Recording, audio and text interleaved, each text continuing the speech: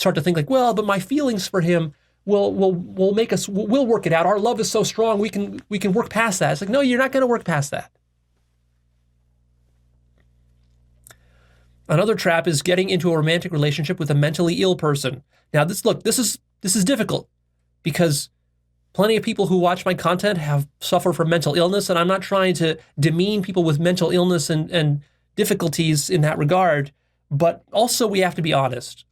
Like, being in romantic relationships with people who have schizophrenia or BPD or bipolar disorder, I mean, this can be a nightmare. It can be one of the biggest traps of your life, marrying such a person, having children with such a person. That doesn't mean these people are bad or there's anything wrong with them per se. It's just that, like, I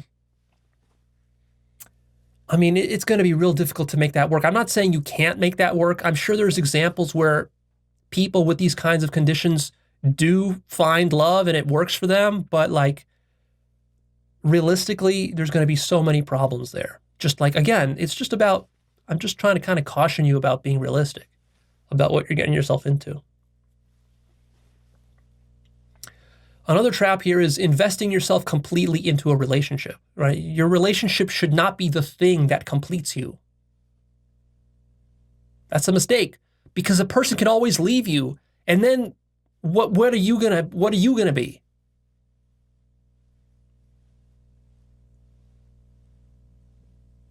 And then will you be able to relate properly with that other person if you're always afraid that they're going to leave you because you are so completely invested in the relationship that if they leave you, to you, that's like death. This could actually lead to suicide.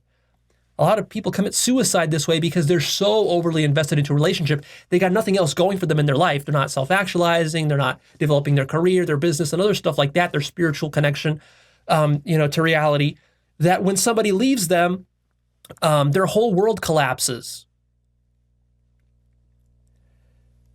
Me, I've developed such a rich life living alone so long that if I get into a relationship and then I lose the relationship, it hurts. It can really hurt for a few weeks, for a month. It can hurt like a bitch. But then after that, it's kind of amazing. Like, I'm like, wow, it's like I awoke from a dream, and it's like, whether that person is in my life or not in my life, it doesn't impact how I feel about my life almost at all. I'm as happy as I ever was. Like, my satisfaction does not depend upon any person in my life. And that's because I've kind of designed it that way. Of course, there's a sort of an opposite problem, is that you can get too independent. And in fact, I fall into this problem, is that I'm too much of a loner. I'm too independent. I'm too disconnected from people to the point where